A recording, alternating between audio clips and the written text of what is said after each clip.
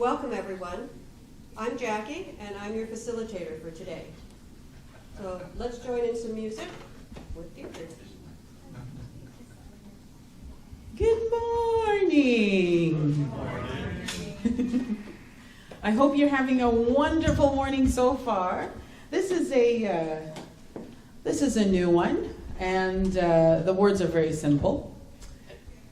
We're going to start. Hang on just a sec. And I'm going to hang on 1 second.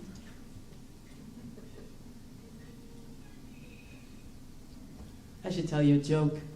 I should. I don't have any appropriate ones. Good thing, eh? It's a good thing.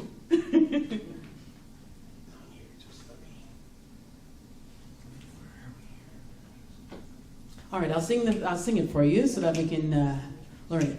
God is so good. God is so good. God has got my back for everything I need, right here for me to share lovingly. Are you ready? Yeah. We can start from the beginning.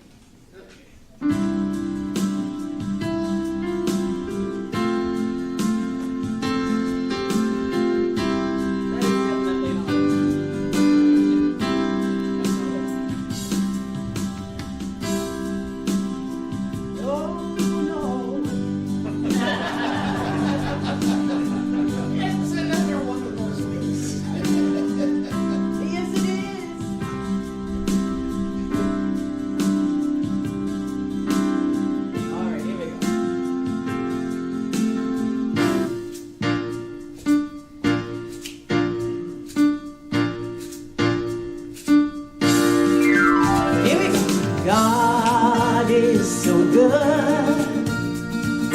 God is so good. God has got my back for everything I need, right here for me to share lovingly. Here we go. God is so good. God is so good. God is so good.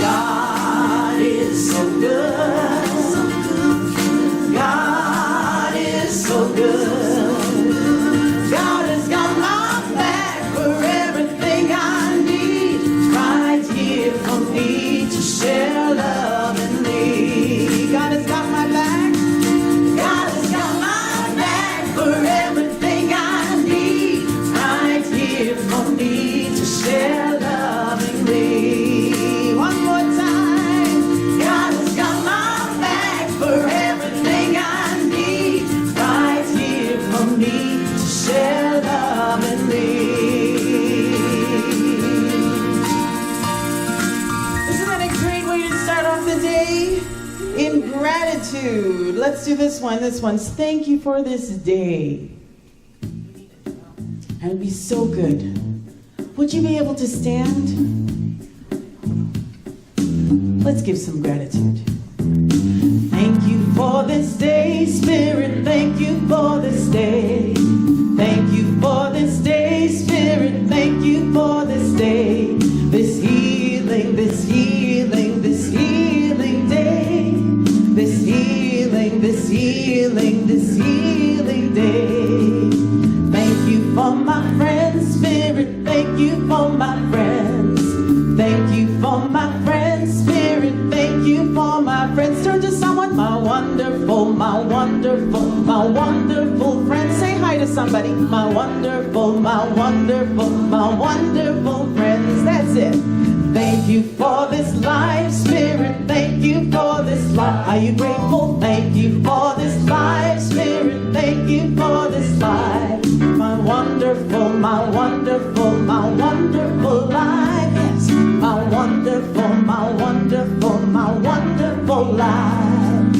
Thank you for this day, Spirit. Thank you for this day. Yes, thank you for this day, Spirit. Thank thank you for this day, this healing, this healing, this healing day, this healing, this healing, this healing day.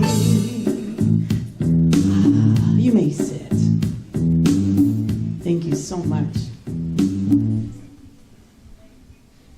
And this is another lovely one by someone all the way out in Alberta. Winnipeg. Never mind. I thought it was Alberta. Here we go. Love is all that I am. I can feel the presence of love within me. Love is all that I am. I can feel the presence of love within me. Love is all I am. Peace. Peace is all that I am. I can feel the presence of peace within me. Peace is all that I am. I can feel the presence of peace within me. Peace is all I am. Joy. Joy is all that I am. I can feel the presence of joy within me. Joy is all that I am. I can feel the presence of joy within me.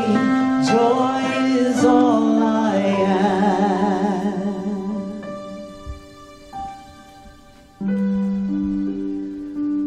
As we come together today, in this time, this moment, this place, there is a real sense that there is one presence, one power, one source, one infinite creative intelligence, which moves in, through, and around all things seen and unseen. I know in this moment it fills each and every one of us. I know in this moment that the truth is absolutely certain. That our good is flowing to us easily and naturally in such miraculous ways. So it is from a place of tremendous gratitude that I release my word into the law of love. It is done. Please join with me. And so it is.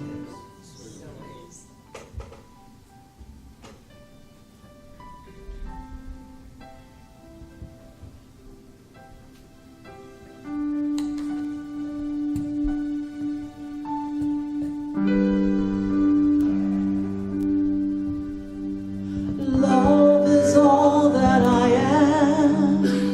I can feel the presence of love within me. Love is all that I am. I can feel the presence of love within me. Love is all I am. Health. Health is all that I am. I can feel the presence of health within me. Health is all that I am. I can feel the presence of health within me. Health is all I am. And love. Love is all that I am. I can feel the presence of love within me. Love is all that I am. I can feel the presence of love within me. Love is all I am.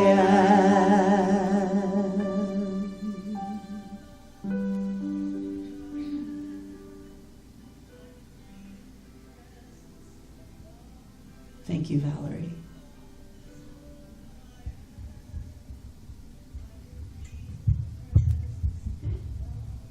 There's 2 songs there.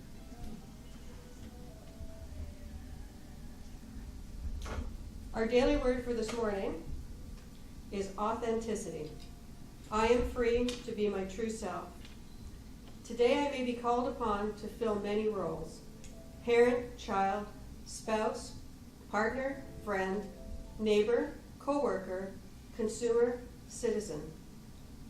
As I contemplate the unwavering power of infinite love, I understand that my true self, my authentic self, is divine. I am guided to speak and act for the highest good of all concerned. I can express myself with courage and compassion. In strife, my words and actions bring forth peace, reconciliation, and wholeness. In accord, my contribution is a magnet for joy, beauty, and abundance.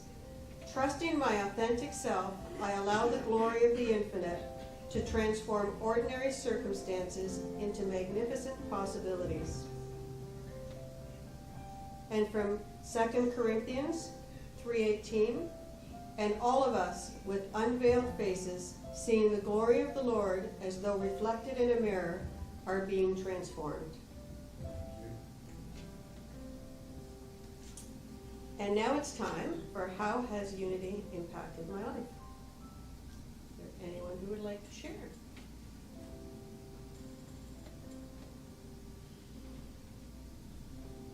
No? Anyone like to share how a unity principle has helped them this week?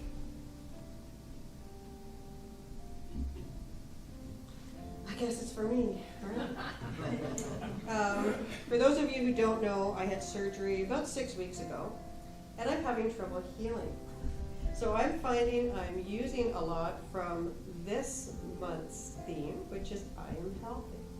So I've been trying to affirm every day that I am healing a little bit more and a little bit more. So that has helped me not become so frustrated with the length of time it's taking, and knowing that everything happens in divine order and in divine timing, and there's a lesson and a blessing in this. Our annual theme is One Humanity, Many Stories, and our theme for the month is I respect other nations and people. And our book of the month is The Gentle Art of Blessing. I have started this book. It's really quite an amazing book, so anyone who would like to, I don't know if we have any copies left here. There may be one or two Copies left. And today's talk is Healing Power with Rev Randy.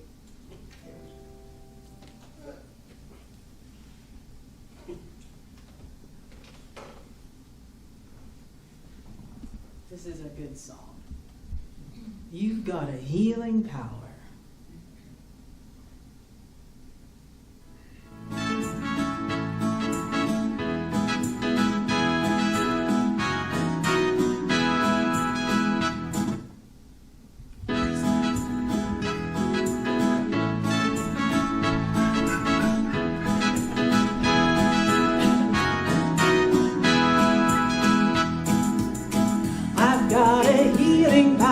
Built right in my soul. I've got a healing power ready to unfold. I've got a healing power. I've got a healing power. I've got a miracle waiting in my soul. You've got a healing power built right in your soul. You've got a healing power ready to unfold. Got a healing power, you got a healing power, you got a miracle waiting in your soul.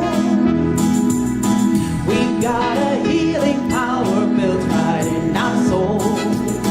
We've got a healing power ready to unfold.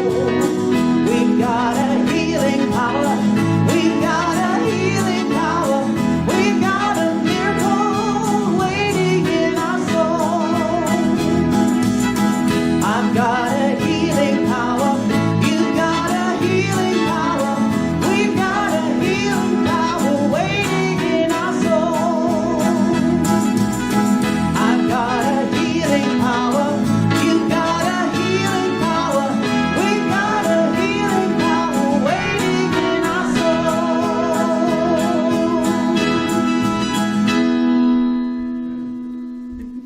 Woohoo! Aren't you going to show her some love? Come on, show her some love.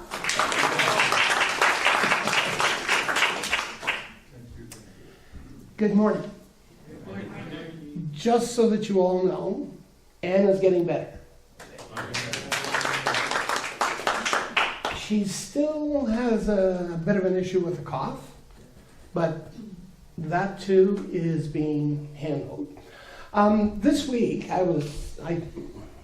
we were in here on Thursday, I think it was, and just so that I was told not to do this, but I'm going to do it anyway. It seems last week I was inadvertently saying something and the microphone was on, and I somehow threw Brenda under the bus. So at this point, sorry Brenda, and I won't throw you under the bus anymore. I promise. Because what we're talking about here, and we were talking about last week, and we're going to talk about this week as well, is healing. So last week, we talked about the one presence, one power. We talked about I am with Source. And we also talked about is healing always available. So today, as part 2, we're going to talk about the science, and I understand there's some interest in this. We're going to talk about light of action, and we're going to talk about proof. Are you ready? Yes, sir. Ah, come on. Are you ready? I know you're ready. So, the science. Who knew? There is a lot of misunderstanding. At least it has been my experience too, when talking to people and when dealing with people who traditionally are healers, and what I would put in that category is doctors and our current medical system. And so the thing that they keep saying over and over and over and over and over again is, has it been proven? So this whole idea of spiritual healing typically has not been viewed in a scientific way. Would you agree with that? And so what we're going to talk about this morning, one of the things we're going to talk about is the power of 8. Lynn McTaggart wrote this book, and it is without question one of the best books I've ever read on healing. And so the premise of this book was it had to be provable. It had to be quantifiable. And it had to show specific results. So what they did was, this started back as a global intention experiment back in 2007. Lynn McTaggart was doing these seminars worldwide where she would talk about, because she was interested, she was talking about the intention of healing. And so what ended up happening was that she kind of got this sense that perhaps what we ought to be able to do is quantify this. And so she went on a search. She went on a search for someone who was credible, in a credible institution that could basically take this premise and prove it. So the person that she ended up speaking with was Dr. Gary Schwartz, and he's a professor at the University of Arizona. And he's a psychologist and the director of Laboratory for Advances in Consciousness and Healing. So when Lynn spoke to him, he basically brought his scientific mind to the party. And then she said, well, this is what I want to do, and let's just prove this. And so what he did was he sat there and said, just like every other scientific theory, we need to start at the beginning.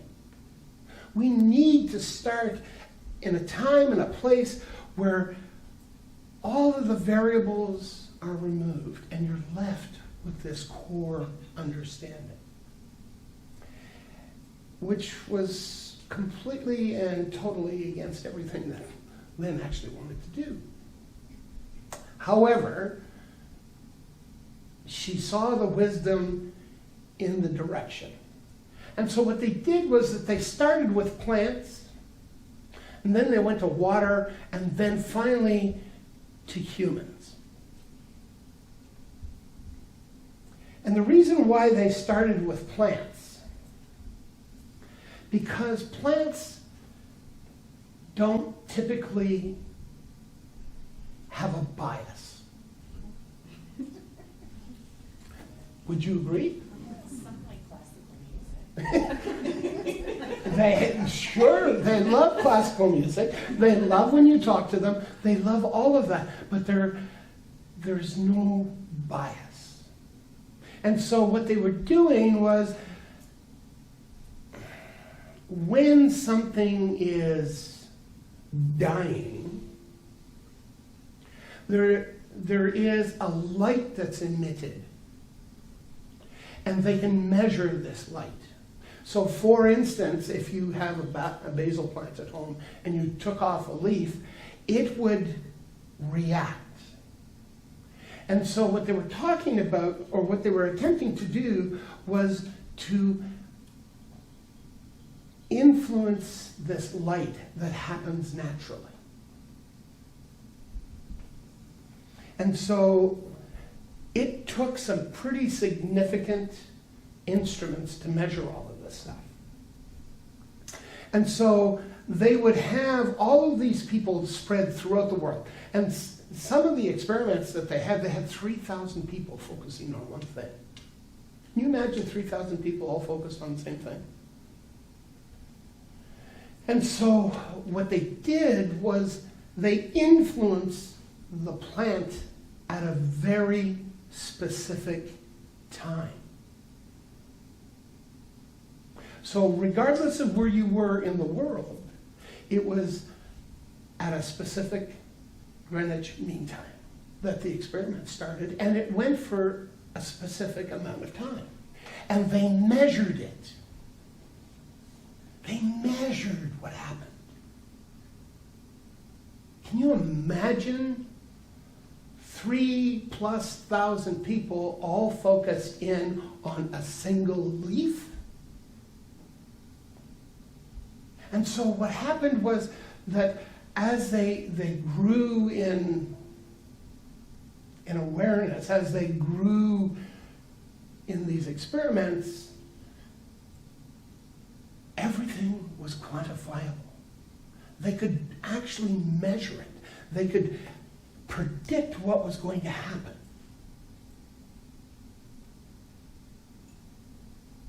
Last week, if you remember, Agnes challenged me on some stuff. Because what she had thought was I was talking about physical healing, but I really wasn't just talking about physical healing. I was talking about physical healing, I was talking about mental healing, emotional healing, and spiritual healing. Healing is healing is healing is healing. It doesn't matter what part of what we're talking about healing.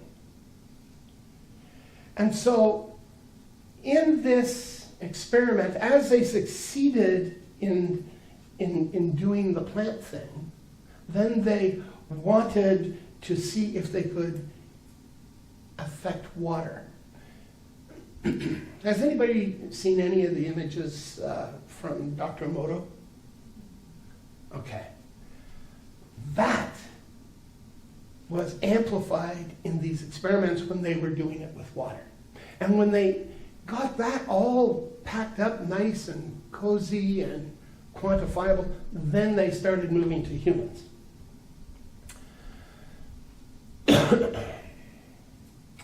So Lynn, when she had these workshops, she would break everybody up, and typically it worked out that they would form small groups of approximately 8 people.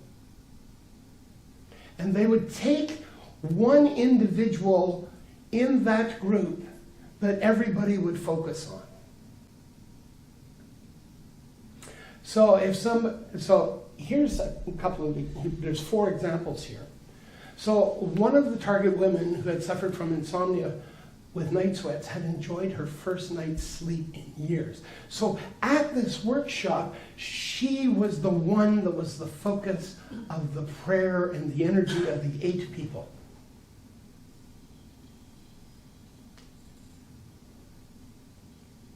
And when she returned the next day, this is what she told them. Another woman with severe leg pain reported that her pain had increased during the session the day before, but it had diminished so much after her group intention, and she had the least pain she could remember having in 9 years. 9 years. One day. One workshop.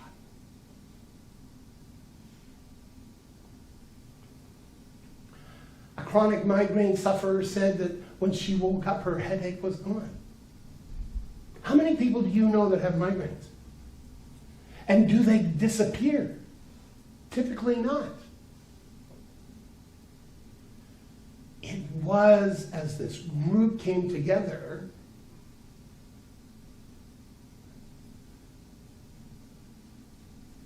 it disappeared. Another attending terrible stomachache and irritable bowel syndrome vanished.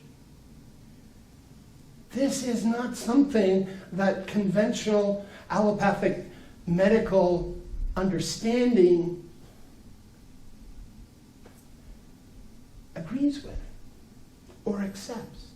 But it needed to be done so that each and every one of us is a healer. We just don't know how to do it. One of the greatest healers of all times was Jesus.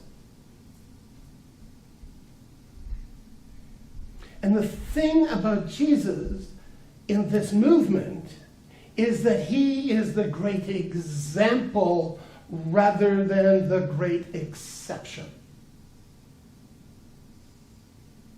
Listen carefully. Example, not exception. So, by inference, each and every one of us here this morning has that available. Because if one person has it, everybody does. Source doesn't play favorites. Because if one person can heal, then everybody can heal.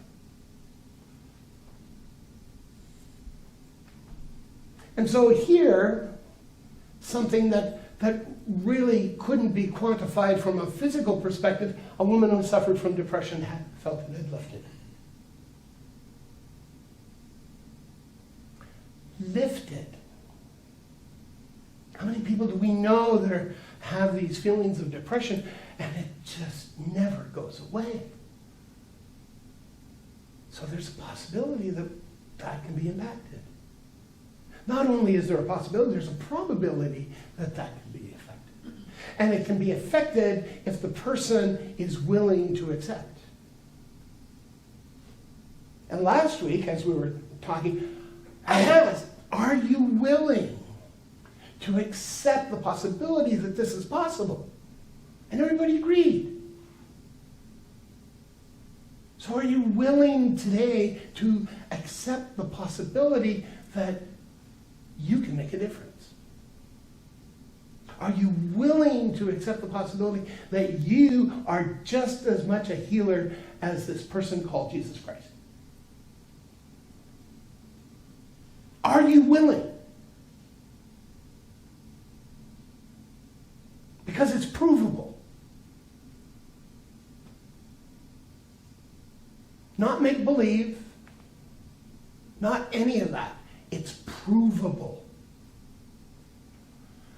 So the light of action. So here's a couple of questions. Trick questions. I have to have a couple of those every week. You know that. First question, can darkness overcome light? No, unless you turn off the light switch. And can light overcome darkness? Absolutely. Absolutely. Last week I shared a story that as this scenario with Anne started,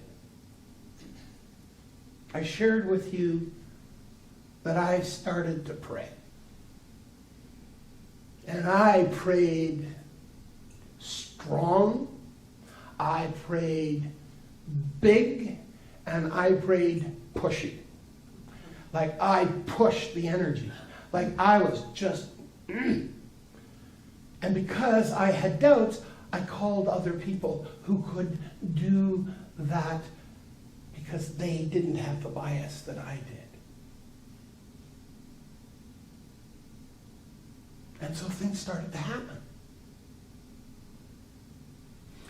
And one of the things that happened was that after I had done my pushy praying, I received an understanding that I didn't have to push. That was easy. It was just there. And so the analogy that, and the metaphor that I was given was like a light switch. So if you have illness in one part of your body, if you have dis-ease in one part of your body, or you're troubled in one part of your being, it is as though the light has been turned off. You turned off those light switches. And interestingly enough, when they do an x-ray with someone who has pneumonia, it's a shadow. It's not a light, it's a shadow. It's like the light had been turned off. And so the metaphor that was given to me was, you need to find a way to turn on the light switches.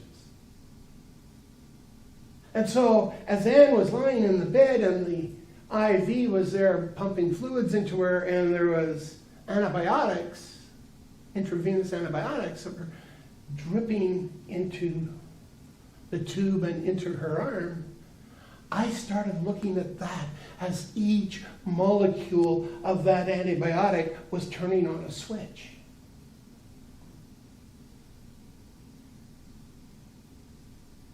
And you can do that even with a glass of water.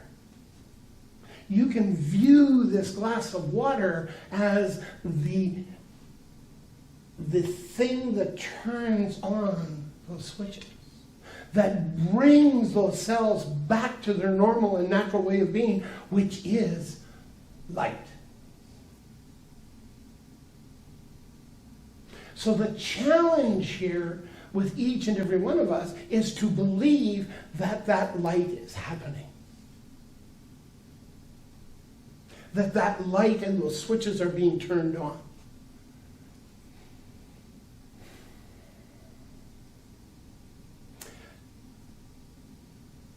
A number of years ago, I think actually it was back in 2006, there was a friend of ours that had been diagnosed with cancer. And he didn't have a whole bunch of time left. And so what we did was we arranged a prayer circle for this guy. And he happened to be pretty well known in the community. And so 40 some odd people showed up. And what we did was we put him in the middle of the circle. And my instruction was, for each individual as they spoke to speak about his health in this prayer. Now that's kind of tough on some people if they're not exposed to this. And some people would say, well, you know, you're such a nice person, you deserve to be healthy. What does nice have to do with it? You either deserve to be healthy or you don't. And so as this went around the circle, and it went around the circle 3 times, okay, figure 45 people, so 90, we're talking about 135 affirmations of his health.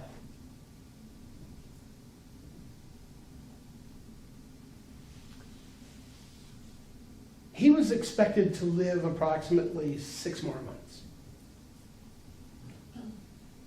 He lived 9 more years.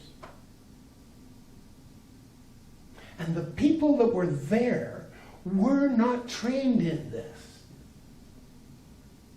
They knew that they were there for a reason. They knew that they came for this particular reason, for this particular person, for this particular event. So, can light overcome darkness? Absolutely. There were 45 people in my understanding today. I didn't have this understanding back then. There were 45 people there that day turning on light switches. Turning on light switches. Because they cared about this individual.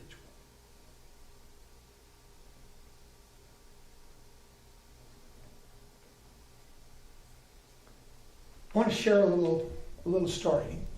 Actually, I'm going to share a couple of stories. And this has pictures, by the way. So, see the cute couple?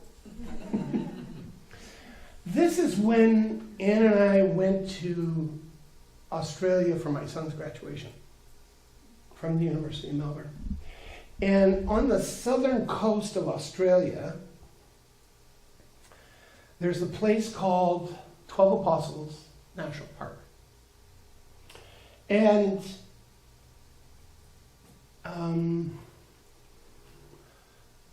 the 12 Apostles are rock formations.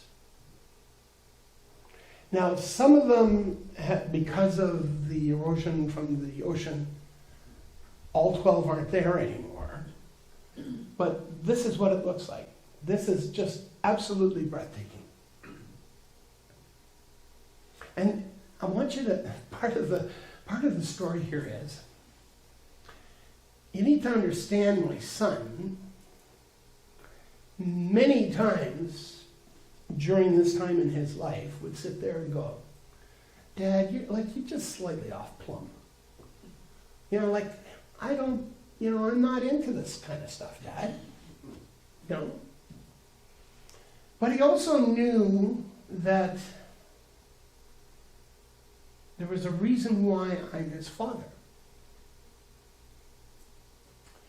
And so, this is a very specific bench. This bench is at the 12 Apostles.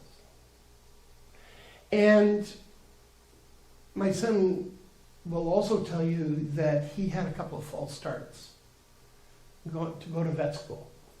And as I look at things today, I understand that the false starts were because he unconsciously knew that something was coming. And the thing that was coming was his mother passing away. And so he had 3 false starts.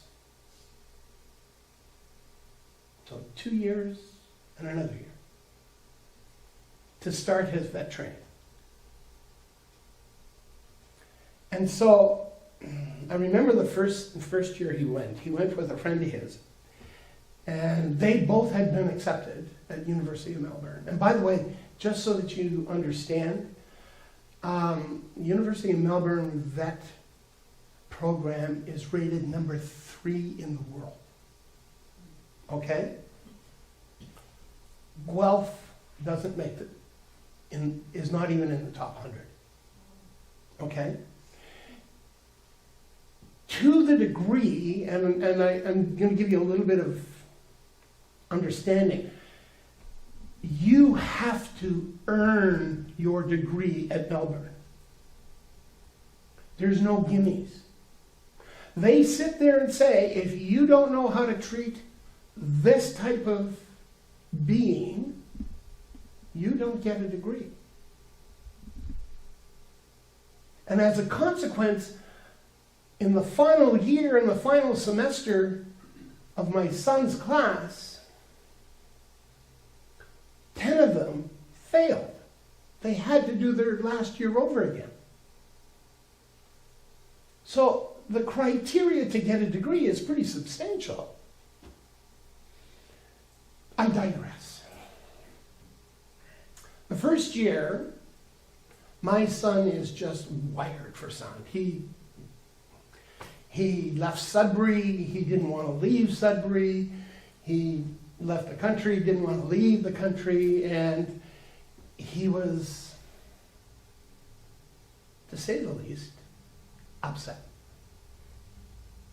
So I happened to be talking to him, and I said, you know, there's this thing that I do. Would you like me to help? And he was frazzled enough to say, okay, Dad. So I didn't know about this at the time, but he and Matt were at the 12 Apostles, and he was sitting down on that bench. And I started to do treatment. I started to pray.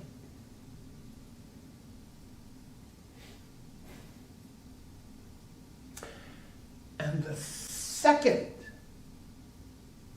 I'm not talking about 5 seconds, I'm not talking about 30 seconds, I'm not talking about a minute or 2 minutes or whatever. The second that I stopped, I finished, my phone rang, and he said to me his exact words, "What did you just do to me, Dad?" What? He didn't say anything. He knew something had happened. And he felt it.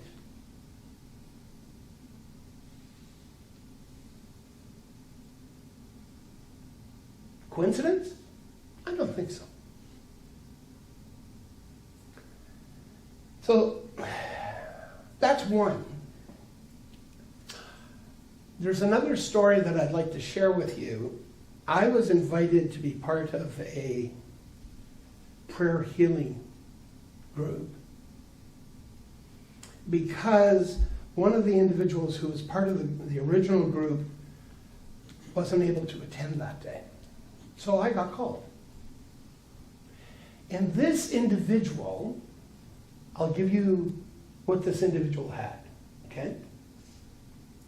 Lung cancer that had metastasized, brain cancer that had metastasized, and this individual was given 2 weeks to live. 3 of the people from the Center for Spiritual Living Toronto, he requested that they do a healing circle. 3 people. 3.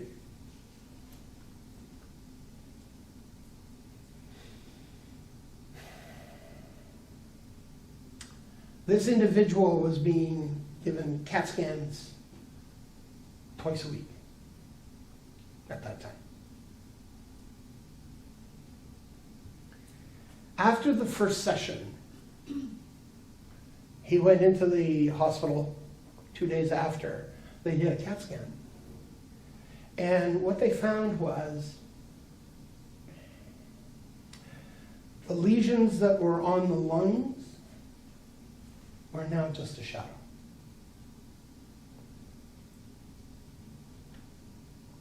The brain lesions had diminished in size by about 80%. The following week, they did another treatment. The following week after that, he went back into the hospital. There were no more shadows on his lungs. And the shadows that were in his brain, there was one left. So I was part of the, for the lack of a better expression, the cleanup team.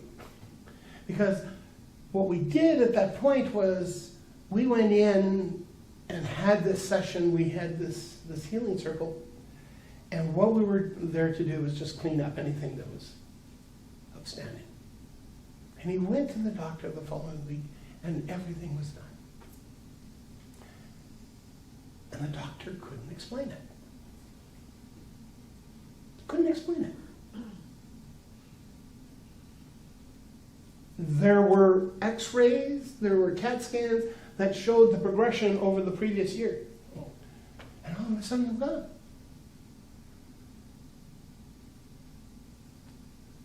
That man lived another 15 years. Cancer-free.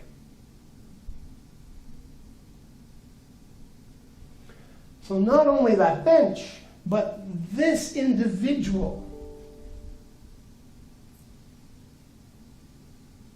Coincidence? I don't think so.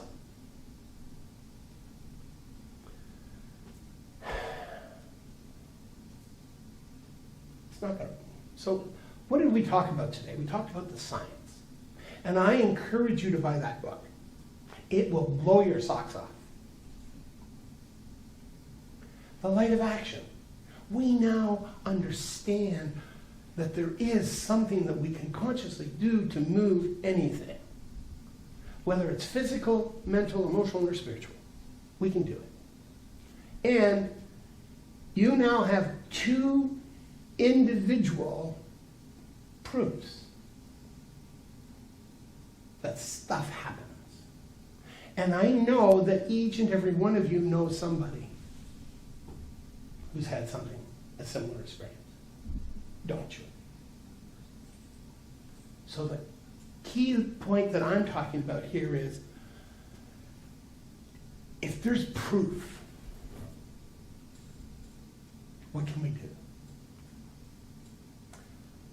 So next week, we're going to talk about how does all of this come together.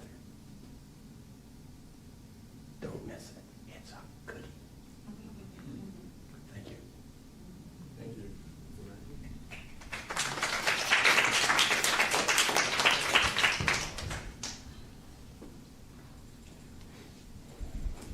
So we believe that giving is a spiritual practice.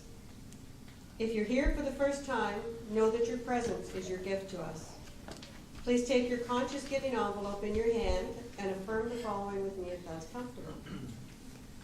Divine love, through me, blesses and multiplies all that I have, all that I give, and all that I receive.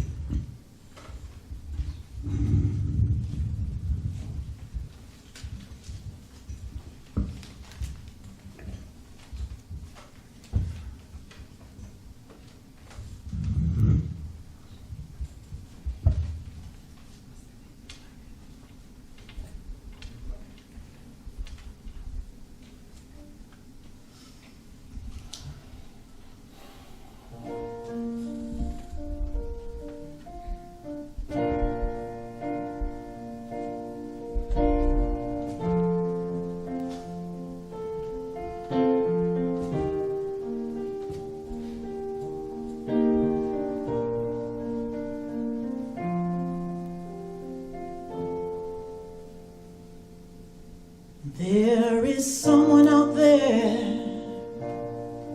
who's felt like life's unjust and unfair, that no matter what is said or done, Nothing will ever change, no one cares. There is someone out there trying desperately not to drown in debts, responsibilities and obligations. It seems there's no one there, no help around. I surrender in prayer. God, rest this weary soul. Bring them peace, healing peace. I surrender in prayer. God, rest this weary soul. Bring them peace, healing peace. There is someone out there lost in the spiraling madness of the mind, suffering with identity, trauma, depressions, dementia. If peace ye seek, peace you'll find. There is someone out there. Numbness colors everything a certain shade of blue. Oh, rest your cares and your weary hearts. In the silence, it waits for you.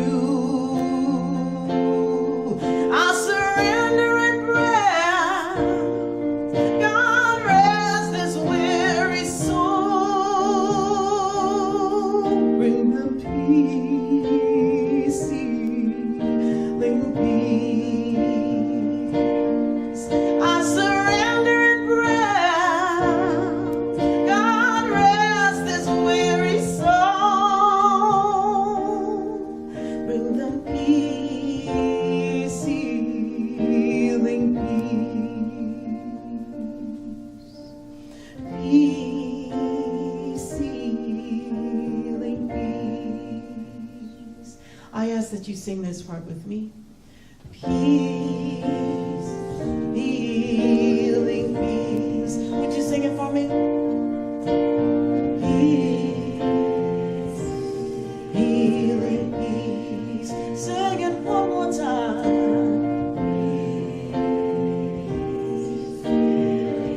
I want you to keep going with that, would you?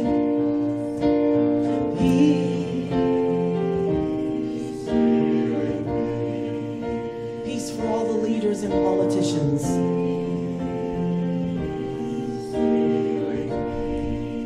Peace for all the animals.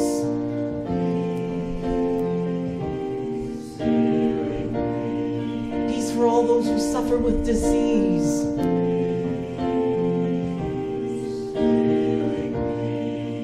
Peace for women seeking equality.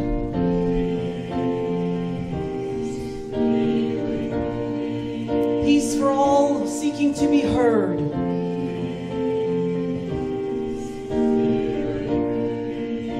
For LGBTQ.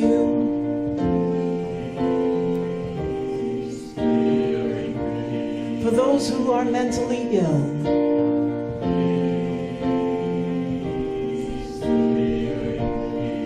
For ourselves, healing.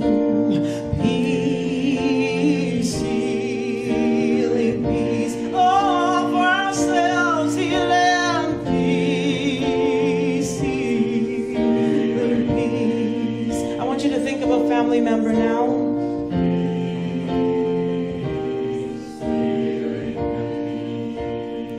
Who might need this?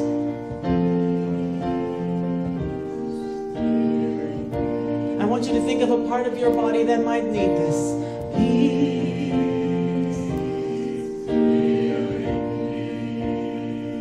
One more time.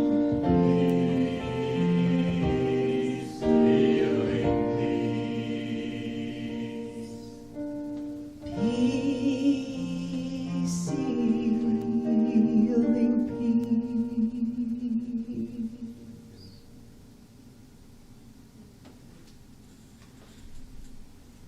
Thank you, Deirdre. That was one of your own. So, thank you. It was beautiful. You can come forward. No, you can do this. Oh no. Where'd you go? could still do this. Please join with me in blessing. Given in love, received in love, this offering goes forth to do its perfect work. All my desires and needs are met by Spirit through me, and so it is.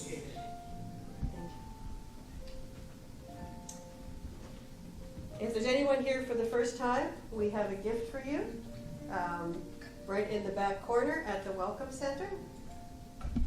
If you, here at Unity, we are a praying center. If you have a prayer request, there are forms in the back of the seat fronts, and the prayer box is at the back on your way up.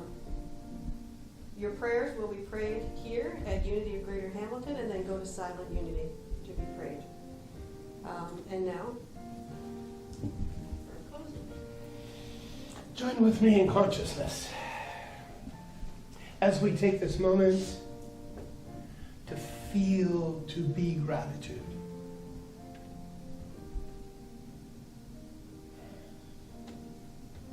I am gratitude.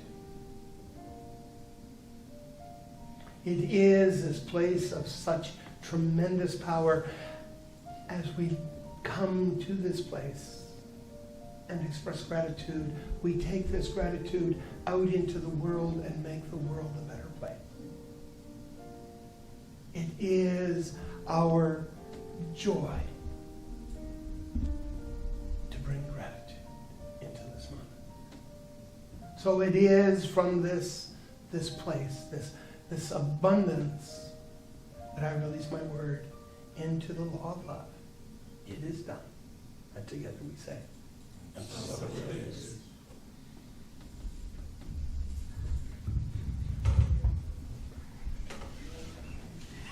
Can we stand? If you're able to stand up, let's do it.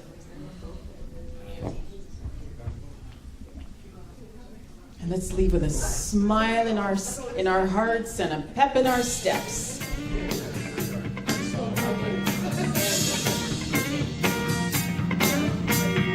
People all over the world, join hands, start a love train, love train.